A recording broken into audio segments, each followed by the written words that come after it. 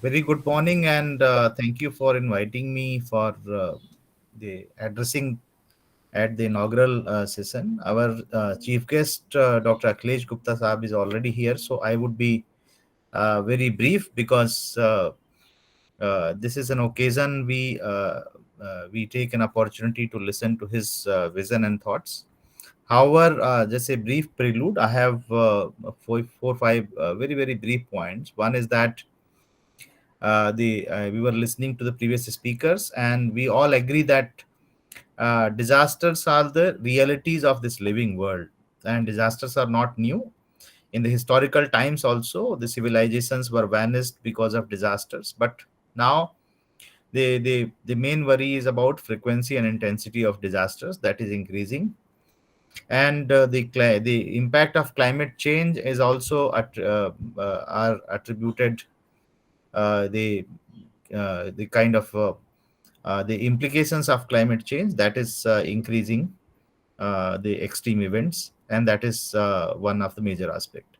But when we talk about the climate change, I often refer to two other changes which are equally important, or sometimes even more important than the climatic actors.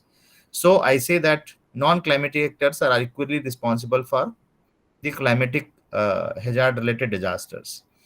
And these two other changes are of the environment are the land use or landscape changes, which is very fast, and more particularly if we talk about the northeastern areas or the hilly areas, and as well as the coastal areas and cities around the country.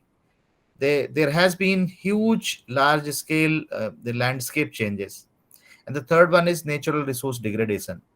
So ecosystem decline has to be basically brought in as a critical focus, because it is bringing two aspects. One is that it is also causing that the some kind of imposition that people are compromising with low quality, are not meeting the standards in infrastructure design and development. And on the other hand, it is also contributing to economic decline at local level. So people's per capita the income, or people's the resources, and also resources of the local bodies, where and we all know that disasters have the local context. While we talk at global level, international level, national level, but disaster always are the local specific. So this is very important. Second thing, the disaster reporting has also increased. So many times it is not only that the disasters have increased, but even the disaster reporting, the smaller scale disasters or smaller scale extreme events are also now being captured, and the reporting by the government machinery, reporting by the researchers, reporting by the media, all has increased. So in fact, that is also one attribute that is contributing towards our understanding of the increased frequency. However, trends has certainly changed, that we all agree. And the Another worry that is appearing, that the now COVID has also shown that disasters are also affecting our businesses and corporate system to a very significant level. And that has brought disaster management to the forefront of all the disciplines, whether it is engineering, whether it is the environment, social sciences, or businesses, even the legal studies also. But this is also a reality that all is not bad. We are improving. Where the recent success in dealing with Biparjoy is one good example. Even in the case of floods, also we have quite effective early warning systems. But what goes wrong, I think that is very important area of further interventions. That any disasters, uh, after the disaster, we should have an analysis, and from our side we try to make best efforts to analyze each and every disaster, that what went wrong. We also analyze cyclone Yas and cyclone Taute, that why the despite of the effective early warning and despite of the effective local preparedness, why things went wrong, and the mortalities took place. So this is also an area of intervention. And there, they not only academia, but they from the local government and community, all have to work in kind of a cooperation, so that we are able to work on these. Then another aspect that is emerging, and that is very important, that past 40 years or so disasters have been discussed more from a human centric concern. However, human sustainability doesn't depend on only human welfare. The human welfare will largely depend on the welfare of ecosystems and welfare of other life forms on this earth, including livestock, wildlife, and all this depends on the habitat protection. So that largely everything goes and basically depends on the landscape.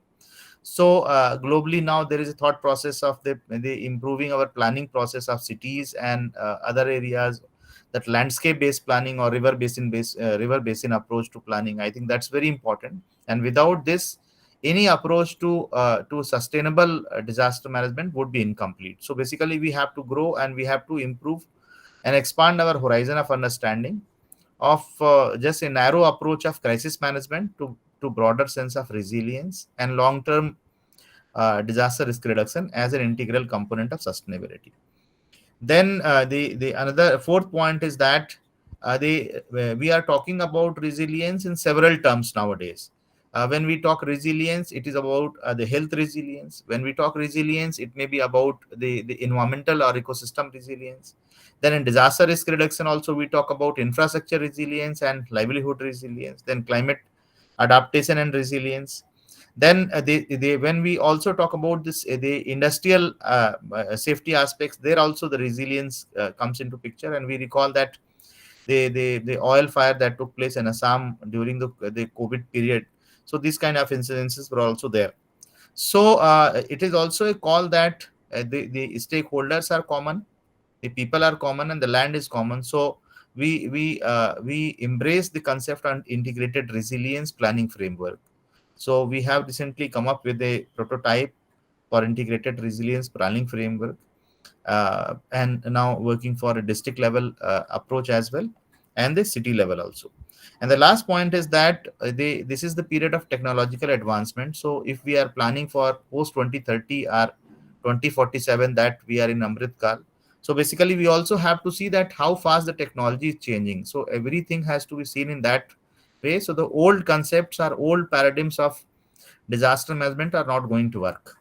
And the last point is that it is not only the technology is undergoing a disruptive change, the society is also undergoing disruptive change. So basically these two major disruptions we are going to see very very fast. So post 2030 we are going to have an entirely different set of technology and different set of society. So while talking of today is important, but it is important that we gear up and we peep into the future and see that what are the possible scenarios we will be having in the future, and we start working on those together. So these are few points I just wanted to put for the consideration of the experts, and more particularly our chief guest, Dr. Akhilesh Gupta Sahab, who is Secretary SERB in Department of Science and Technology. And talking about climate change and disasters before him, in fact, is we all have learned from him and we are learning from him, and his insights are always valuable. So with this, I end my remarks here, and over to you for taking the agenda forward. Thank you.